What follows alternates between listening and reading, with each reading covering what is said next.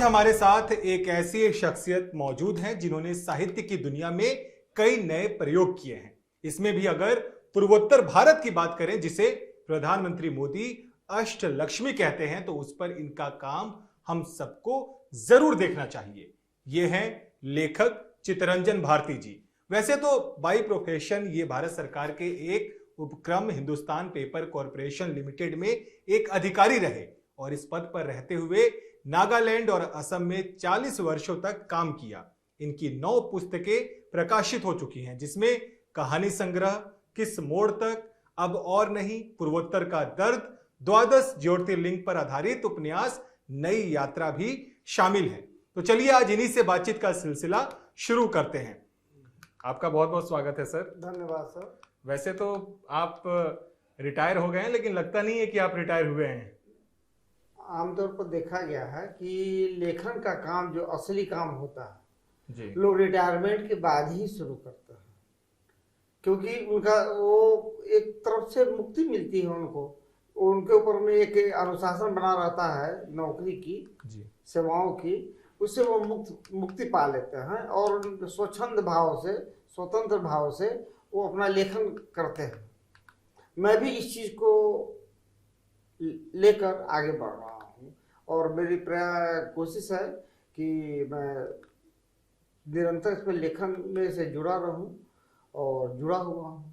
तो आपकी साहित्यिक यात्रा कैसी रही, इसके बारे में कुछ आप दर्शकों को बताएं। बचपन से ही मेरी पढ़ने में रुचि रही। प्रेमचंद जैसा कि सभी लेखक, जो भारतीय लेखक हैं, उनकी रुचि प्रेमचंद से शुरू होती है, तो मेरी भी रही। और मेरे परिवार में मुझे पढ़ने का एक हौसला दिया कि आप साहित्य के प्रति रुचि दिखाई।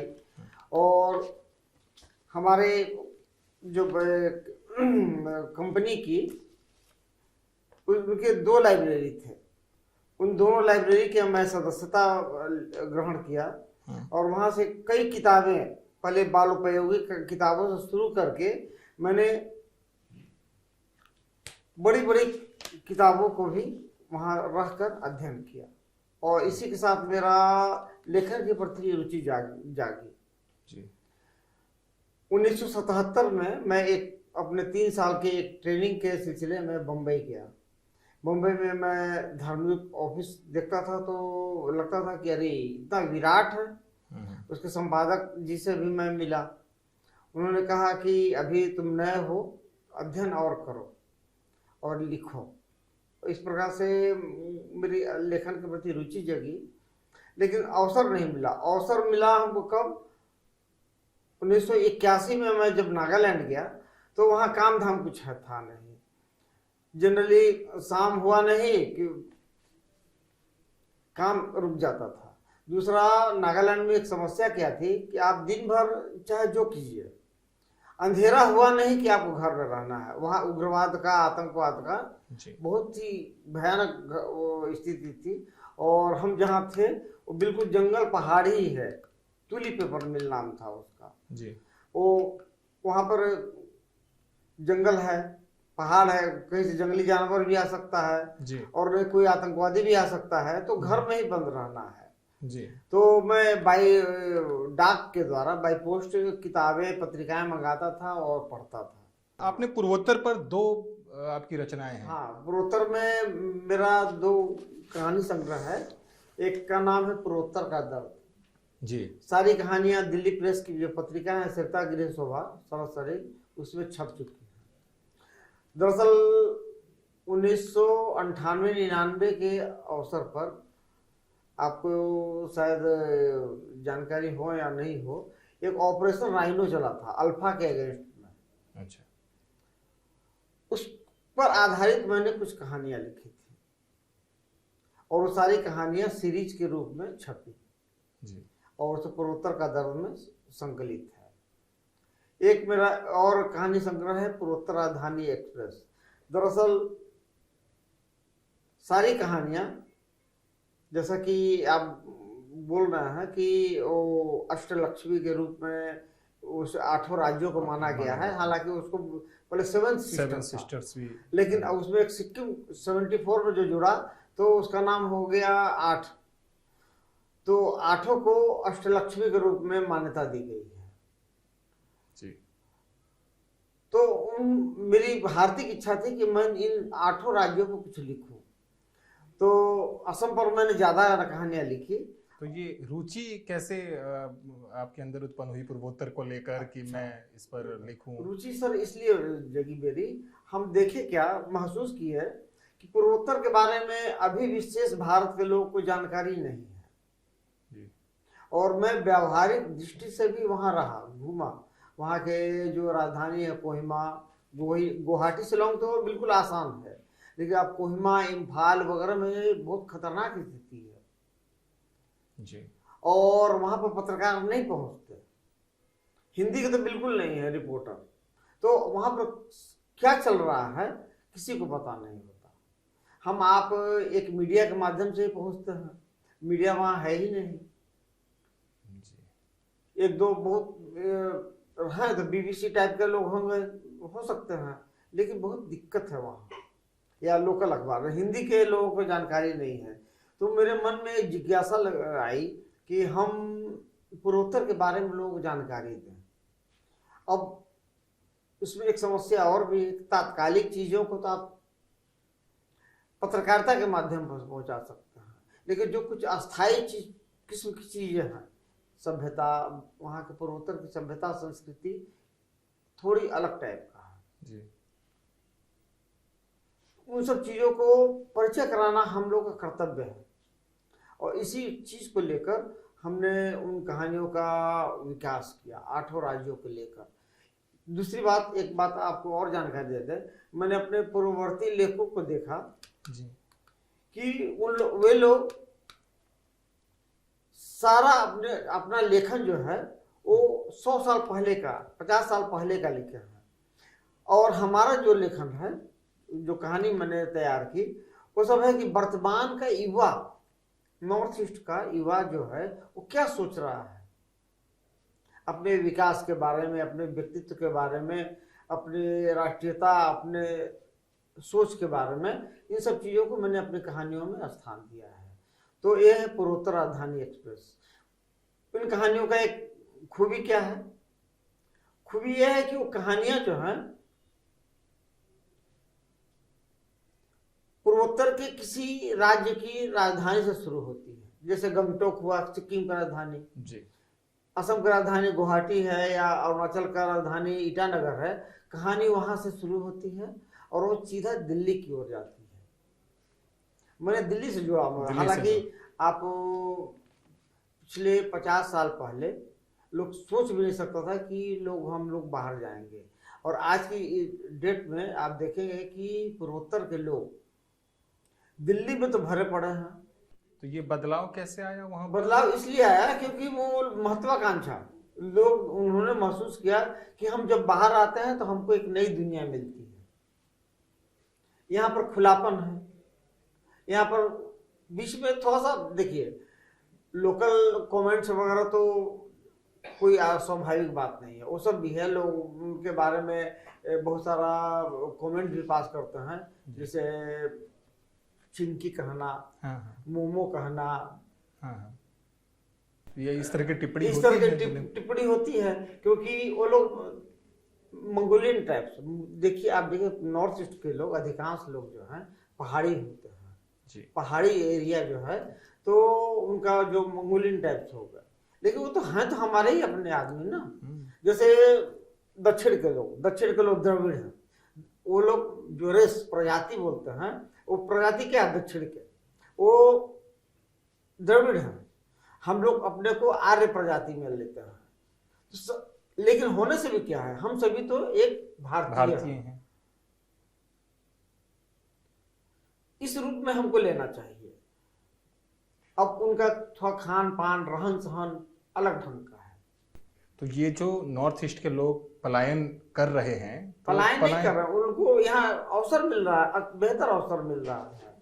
नॉर्थ ईस्ट में अब स्थिति क्या है? 2014 के बाद से, मोदी सरकार आने के बाद और उससे पहले में अगर आप अंतर करें तो कितना बदलाव आया है बहुत अंतर आया है। 2014 के पहले आपको एक बहुत ही अराजकता वाली स्थिति थी।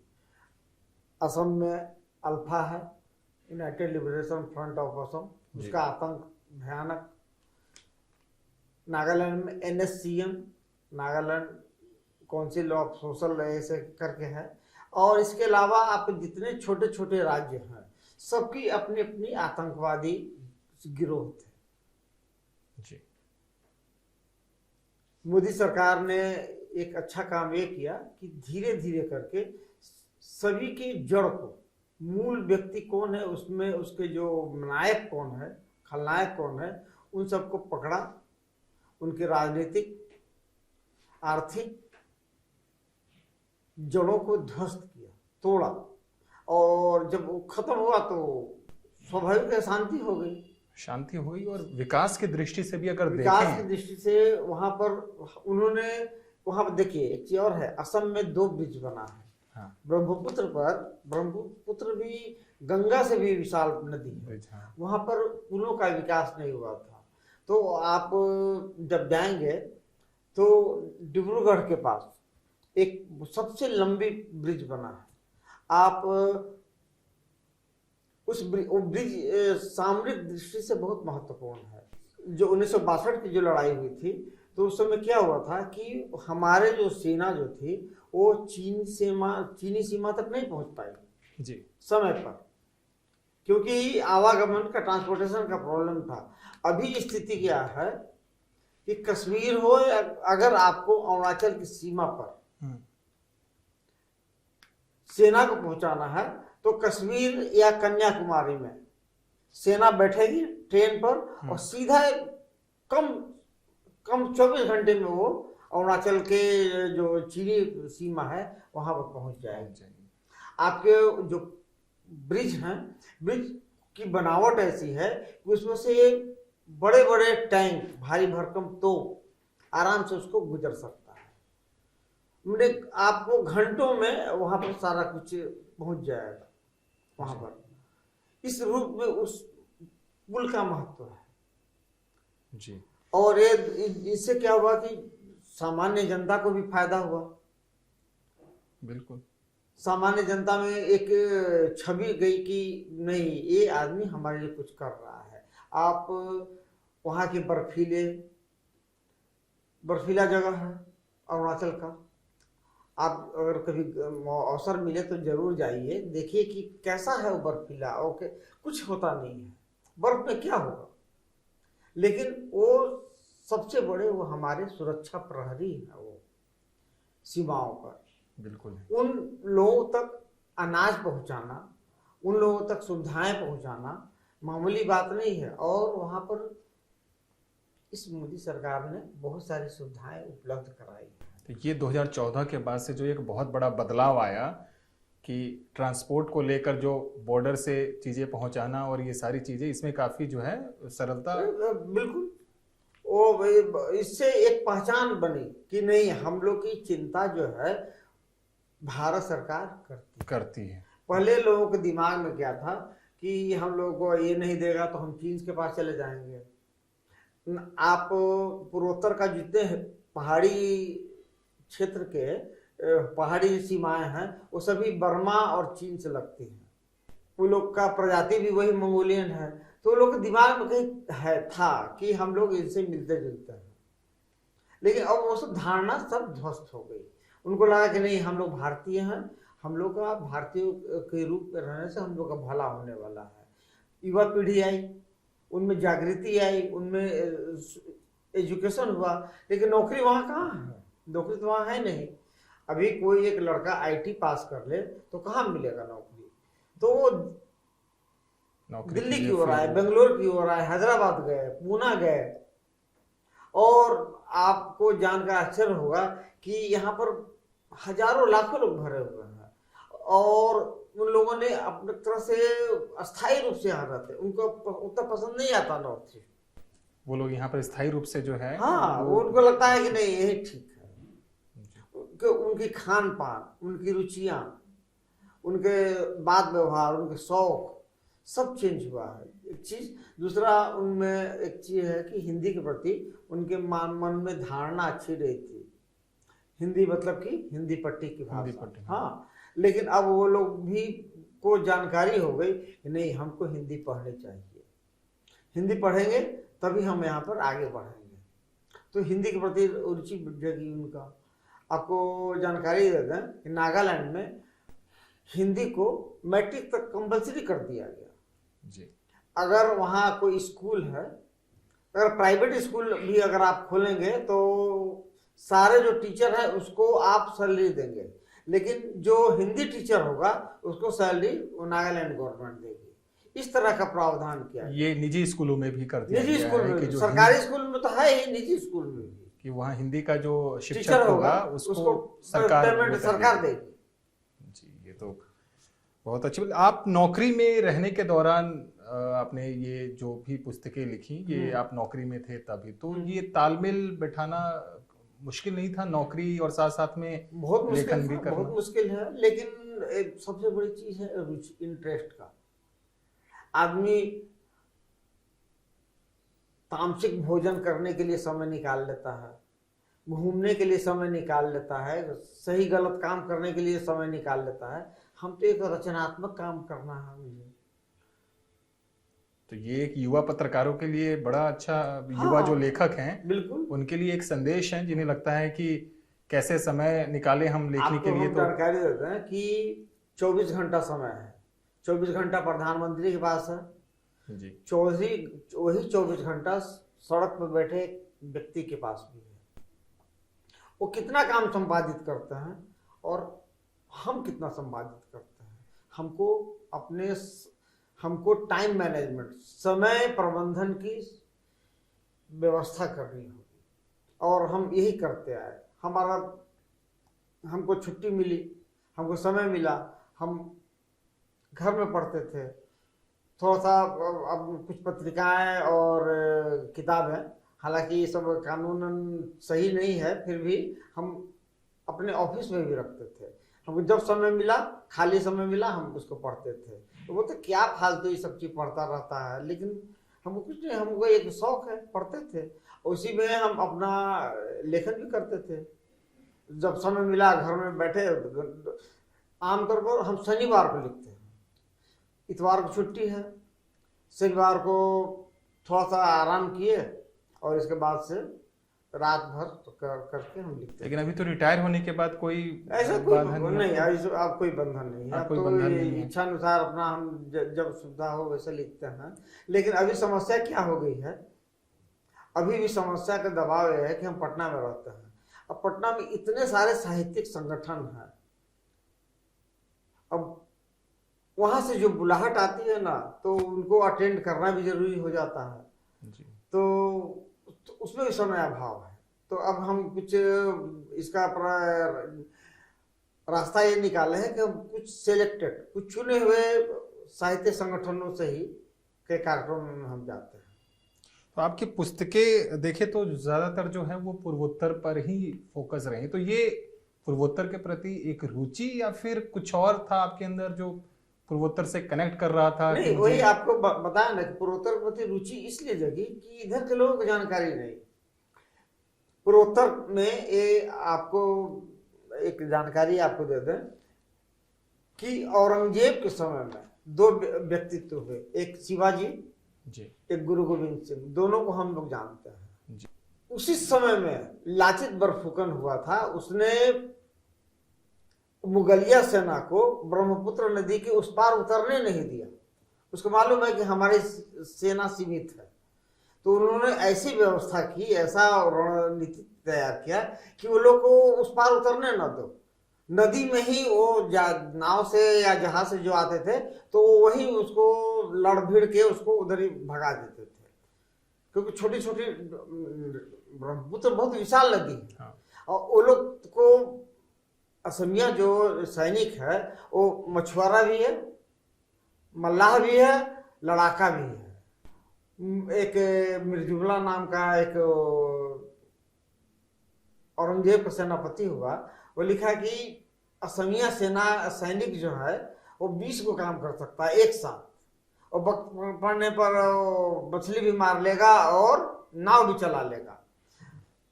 वक्त पड़ने पर वो कुछ भी खा लेगा और तलवार भी चला लेगा। वो अपने कपड़े भी बुनाई कर लेगा। अपने मैंने उसका कहने का मतलब 20 प्रकार का उसने लगता है कुछ सिलेक्टेड किया होगा तब ना मेरे जुमला ने लिखा 20। लेकिन हम आप लाचित बरफुकन के बारे में क्या जानते हैं? नहीं जानते। लाचित बरफुकन गुरु गोविंद सिंह और शिवाजी के टक्कर का एक सेनापति था। हम आपको इस दृष्टि से देखनी चाहिए।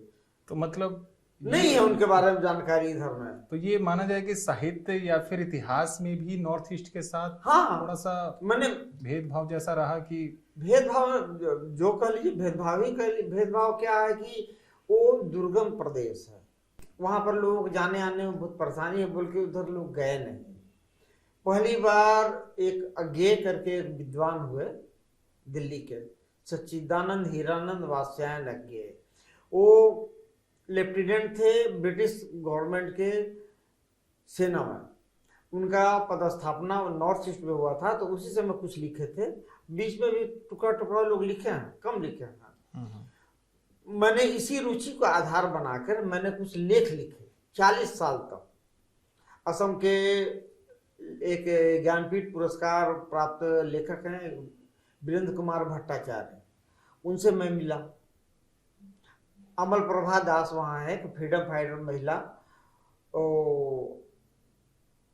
महात्मा गांधी के समय में उन्होंने एक शरणीय आश्रम की स्थापना की थी निराश्रित महिलाओं को लेकर, और बहुत काम करता नॉर्थ ईस्ट में। उनसे मैंने इंटरव्यू किया। एक नटवर ठक्कर हुए नागालैंड में, गुजरात से उनको नागालैंड में भेजा गया था 1950 में। उनको देखकर मुझे लगा कि ये व्यक्तित्व 1950 में यहाँ पर आया, हम ये 1985-90 में डर रहे हैं कि ऐसा है, खाना वाना नहीं है, वो है।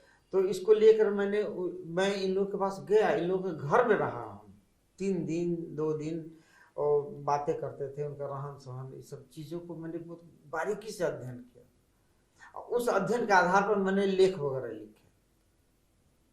उन सब लेखों को मैंने समय समय पर मैगजीन में, पत्रिकाओं में छपवाया। ठीक है। अब जैसे हम लोग चाय सभी लोग पीते हैं, सभी लोग चाय पीते हैं, लेकिन ये चाय आया कहाँ से? ये चाय का ओरिजिन कहाँ से है? हम लोग असम का चाय है, असम में भी चाय कहाँ से आया? तो इस मैंने बहुत सारे अध्ययन किया, अपने अध्ययन का शोध किया, तो पता चला कि अंग्रेज जो थे, अंग्रेजों का मूल रूप से ध्येय है इस चाय बागान को विकसित करने में। अंग्रेज लोग हजारों साल पहले से चाय का व्यापार करते थे चीन के साथ, लेकिन चीन से उनका कुछ झगड़ा हो गया, तो उन लोगों ने चाय देना बंद कर दिया। तो ये लोग सोचे कि हम लोग ये वहाँ का जो माहौल है, मौसम है, वो यहाँ जैसा यहाँ पर क्यों ना लगाया जाए। तो उन्होंने यहाँ चाय लगाई, चाय के पौधे लगाया, वहां से स्मगलिंग करके मंगवाया, जासूसी करके मंगवाया, वो जानकारी चीन से। और वो सब बोटेनिकल गार्डन कलकत्ता में एक्सपेरिमेंट किए, असम में एक्सपेरिमेंट किए, इस तरह से डेवलप किया। ये सब मेरा एक आलेख है, चीन से चाबुआ तक की चाय यात्रा। चाबुआ एक जगह है डिब्रूगढ़ के पास, असम में। चाबुआ माने जहां पहला बार चाय बोया गया, चाबुआ। तो ये सब चीजों को मैंने नए ढंग से देखा, मैंने उस सब चीजों को अपने ढंग से उसको उजागर किया। फिर इसके बाद से मैंने एक और लेख लिखा जो लोग चाय बागान की छाव में। इस तरह से मेरे बहुत सारे आलेख हैं, और उन सभी का एक संग्रह अभी हाल में ही छपा है, विश्व पुस्तक मेला में वो आया। उसका नाम है पूर्वोत्तर भारत के भूले बिसरे चित्र। इस किताब को लोगों ने पसंद किया कि नहीं, इस तरह की गंभीर चीजें आनी चाहिए। जी, तो अभी आप नॉर्थ ईस्ट में रहे, अब उत्तर भारत में फिर से एक बार आप हैं, तो कितना अंतर आप देखते हैं, और खुद को नॉर्थ ईस्ट में और फिर अब उत्तर भारत में, तो दोनों में कितना अंतर, और आपको ज्यादा पसंद कहाँ रहना लगता है कि नॉर्थ ईस्ट में, या हर व्यक्ति चाहता है कि वो अपनी मातृभूमि में रहे जी ठीक है। और इसके अलावा वो ये भी देखता है कि उसको कुछ बुनियादी सुविधाएं मिले, स्वतंत्रता मिले। पूर्वोत्तर में मैं रहा जरूर, लेकिन वहां मुझे स्वाधीनता स्वतंत्रता तो शब्द का ही नहीं था। सारा काम डर डर के करना है, तो वहां अच्छा कहाँ से लगेगा। ठीक है, वहां सुविधाएं थी, क्योंकि नौकरी में थे, सुविधाएं तो थी, लेकिन एक भय भी था कि हम लिख रहे हैं कहीं कुछ उल्टा पुल्टा ना हो जाए। तो एक साहित्यकार के लिए दिल्ली, पटना या नॉर्थ ईस्ट, तीनों जगह में आप कौन से जगह को चुनेंगे कि जहां रहकर एक साहित्य की दृष्टि से रहना आपको ज्यादा पसंद है? देखिए, पटना में भी आपको सहज है, दिल्ली में भी सहज है। दिल्ली में सहज इस रूप में कि यहाँ पर आपको एक माहौल मिलता है, लेकिन अब जैसा स्थिति है कि यहाँ पर प्रवासी जैसा ही है, जिनका अपना निवास, देखिए नॉर्थ ईस्ट हो या दिल्ली हो जी, अगर अपना स्थायी निवास नहीं है तो आदमी को कठिनाई होगी। यहाँ का जो क्या बोलते हैं वो लिविंग स्टैंडर्ड जी, हाँ वो हाई है जी, उतना दूर तक हम लोग नहीं जा सकते, और आप नॉर्थ ईस्ट में कम में काम चला लेंगे, पटना में थोड़ा कम चला सकते हैं, लेकिन दिल्ली में संभव नहीं है सरवाइव कर पाना। दिल्ली में आपको मिनिमम चाहिए। जी। तो कहानी के अलावा और किस विधा में आप? कहानी के अलावा मैंने एक उपन्यास लिखा है, ये 12 ज्योतिर्लिंग पर आधारित है। 12 ज्योतिर्लिंग होता है शिवलिंग। शिवलिंग जो पूरे हिंदुस्तान भर में 12 ज्योतिर्लिंग है जो जागृत माने गए हैं। उदाहरण के तौर पर बनारस है, बनारस जो शिव है वो एक ज्योतिर्लिंग है। देवघर है, देवघर में जो ज्योतिर्लिंग है उस ज्योतिर्लिंग है जिसकी स्थापना रावण ने की थी, देवघर की। हाँ, रावण ने, माना जाता है कि रावण का वो था, लेकिन उसने उसको वहीं रख दिया, इसलिए स्थापित हो गया, तो ज्योतिर्लिंग हो गया। एक रामेश्वरम में है जिसकी स्थापना श्री राम ने की थी जी, ठीक। एक केदारनाथ में है, एक भीमशंकर में है पूना के पास, एक सोमनाथ में है गुजरात में है। ऐसे ऐसे करके 12 ज्योतिर्लिंग है। ये 12 ज्योतिर्लिंग मेरी थोड़ी सी आस्था शिव के प्रति विशेष रही है। आपको थोड़ा सा ये वहां बोलना नहीं चाहिए, लेकिन है मेरे मन में थोड़ा सा शैव भक्ति के प्रति मेरी आस्था है। आस्था इसलिए बढ़ी कि मेरी मान्यता है कि 2 देवता हैं, एक शिव आप हिंदुस्तान के किसी भी कोने में चले जाइए, आपको वहां शिवलिंग मिलेगा, शिव की पूजा होगी, हिंदुस्तान के किसी भी कोने में चले जाइए। सही है। और दूसरे जो सर्वमान्य के रूप में है कृष्ण। आप हिंदुस्तान में कहीं भी जाएंगे तो कृष्ण मिल लेंगे आपको, लेकिन हम शिव के प्रति मेरी विशेष श्रद्धा है। शिव बहुत ही सरल देव हैं कि आप उनको किसी भी रूप में बना सकते हैं। आप उल्टा पुल्टा ढंग से पद्धति से पूजा कीजिए, खुद भी खुश हो जाएंगे। आप कुछ चढ़ाइए मत चढ़ाइए, लेकिन बाकी जो देवता हैं उनको पूजा करने के लिए विधि पूरा अनुष्ठान की जरूरत है। तो इस रूप में मेरी रुचि रही और मैंने उसका विशेष अध्ययन किया। इसी अध्ययन के क्रम में मेरे मन में एक भाव आया कि हम एक उपन्यास क्यों ना लिखें। तो एक अनाथ लड़के की कहानी है जी। घर से भागा हुआ है अपने गरीबी से, और बाहर निकला घर से तंग आकर खाली हाथ, और कुछ पढ़ाई किया एक गुरुकुल में संस्कृत और पूजा पाठी का, और कानपुर से निकल के वो मध्य प्रदेश क्यों गया, फिर इलाहाबाद बनारस होते हुए घूमा है। इस 12 यात्रा में उसको अनेक जगह पर अनेक प्रकार के लोग, लेकिन 12 प्रकार के उसके अनुभव है। कि उसको चोर डाकू मिले, कहीं साधु संत भी मिले, इन सब को लेकर मैंने तो 12 ज्योतिर्लिंग में जो वो जाकर जो यात्रा कर रहा है, तो वहां उसका अनुभव क्या रहा, उसको आपने उपन्यास अभिव्यक्त किया। हाँ, ये धार्मिक, बिल्कुल धार्मिक यात्रा नहीं है, ये बिल्कुल सांसारिक यात्रा है उसकी। जैसे उसको एक यात्रा में स्मगलर मिले, वो अपना कुछ ड्रग्स उससे सप्लाई करवाए, पैसा नहीं है खाने को तो यात्रा कर ही रहे, चलो। उसी में एक स्मगलर जो था उस समय आपको हैदराबाद में इसका चल रहा था, क्या बोलता है, तमिलनाडु का नहीं था, लिट्टे का चल रहा था। तो उसमें जब वो हैदराबाद को जा रहा है तो मैंने दिया कि वो उसका कुछ आर्म्स है ना, आर्म्स बोला कि ठीक है जाओ लेके वहां पहुंचा देना, तुमको करना कुछ नहीं है। तो लेके चला गया वहां, उसको लेगा 10,000 रुपये मिल रहा है, तो चला गया वहां खोल के देखा, अरे बाप ये क्या चीज है। तो ऐसे ऐसे चौंक भी मैंने प्रकट किए उसमें। वहां पर पहुंचा दिया, बाद में बोला किसी को कुछ कहना मत, पैसा लो और जाओ। वो सोचा कि तो पैसा हो ही गया, अब जा रहा है। जाने के क्रम में उसको झपकी आ गई, घर पहुंचने के थोड़ा देर पहले उसका सारा पैसा चोरी चला गया। जैसे खाली हाथ से वो घर से बाहर निकला था, वैसे ही खाली हाथ वो घर के अंदर आया। तो हमारा कहने का मतलब है कि जीवन यही है, हम लोग सोचते हैं कि बहुत कुछ हासिल कर लिए, लेकिन समय ऐसा आता है कि पता चलता है कि वो हाथ से निकल गया। इसीलिए हम लोग हानि लाभ की विशेष चिंता नहीं करनी है। मेरा एक संदेश ये है, जीवन में जो चल रहा है वैसे चलने दिया जाए, बहुत ज्यादा चिंता करने की जरूरत नहीं है।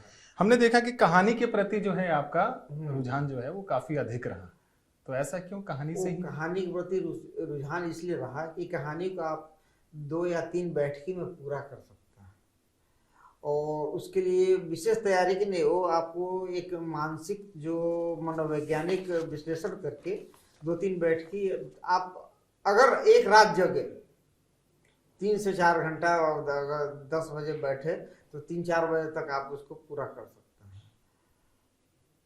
लेकिन बाकी जो रचनाएं हैं उसमें थोड़ा कठिनाई होती है, कुछ डिटेल्स चाहिए, तथ्य चाहिए, प्रूफ चाहिए, तो वो सब मेहनत की और ज़्यादा मेहनत है। इसमें मनोविज्ञान भी है और इसमें छपने की सुविधा भी है।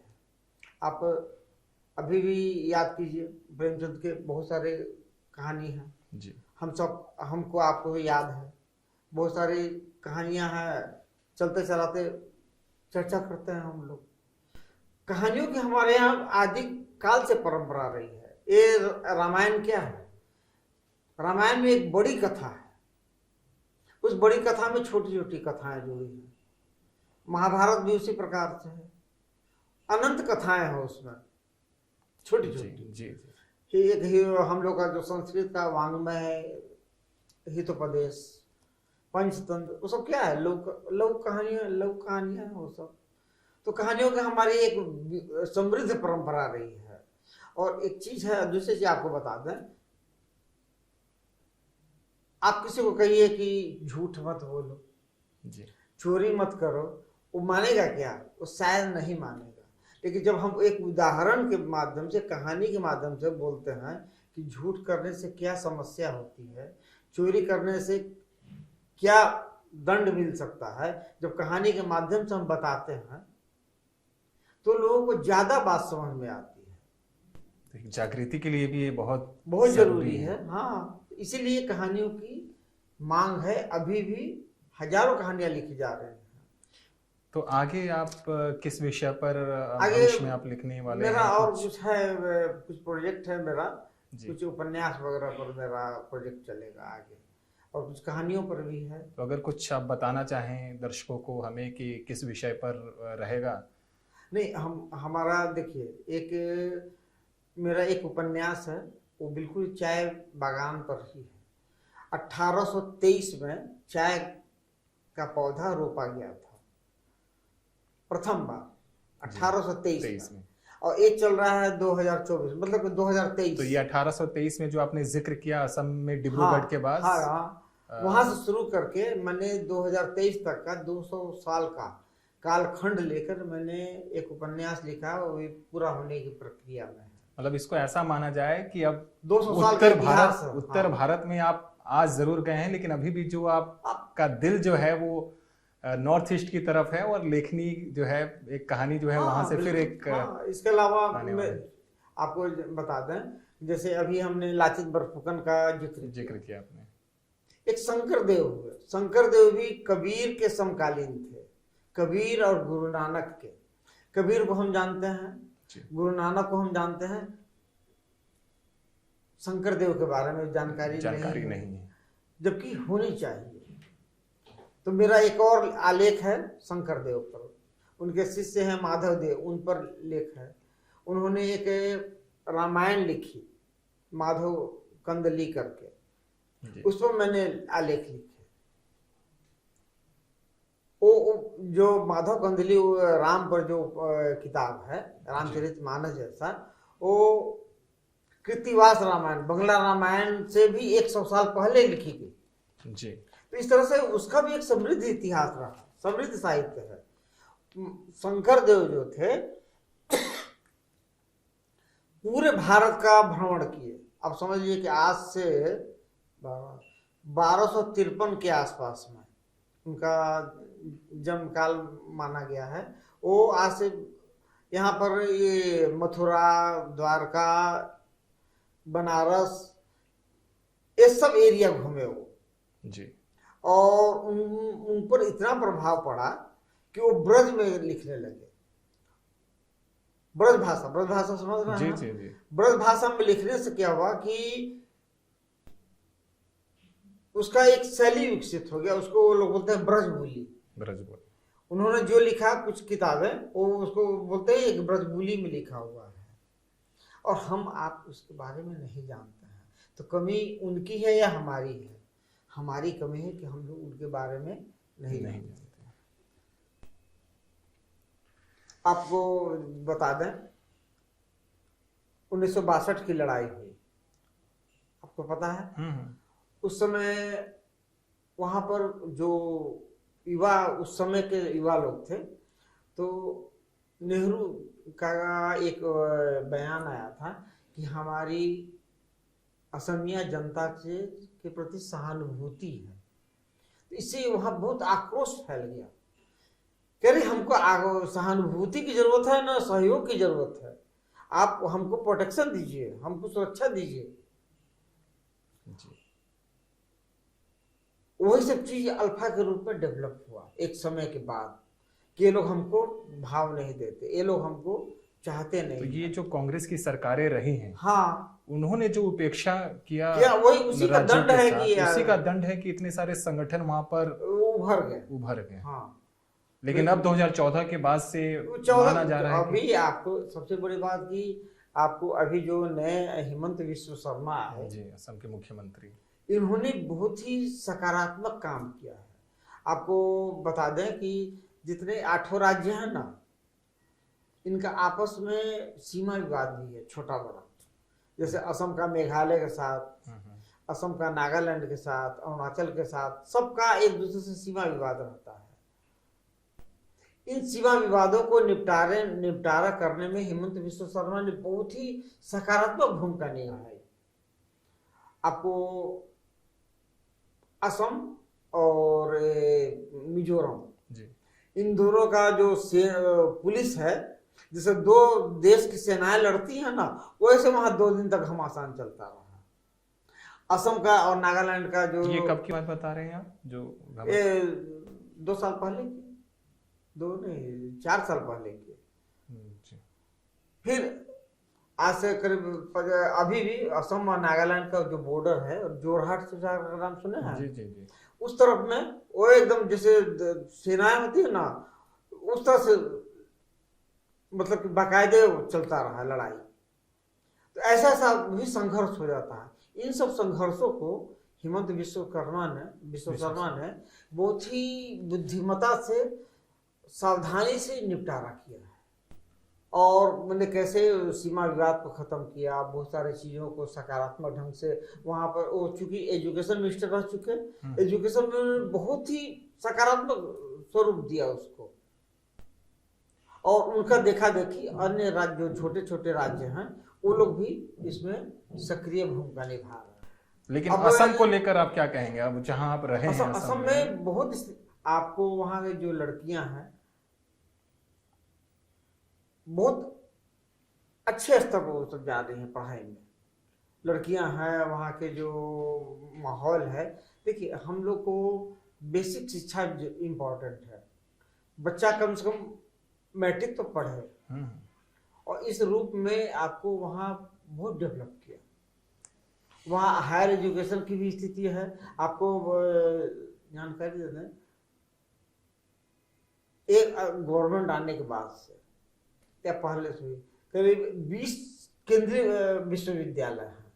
केंद्रीय विश्वविद्यालय समझ रहा है, 20 केंद्रीय विश्वविद्यालय हैं। ये असम में, असम में नॉर्थ ईस्ट में, मतलब पूरे नॉर्थ ईस्ट में, पूरे जो नॉर्थ 8 ईस्ट में। स्टेट है तो ये बहुत ही महत्वपूर्ण घटना है।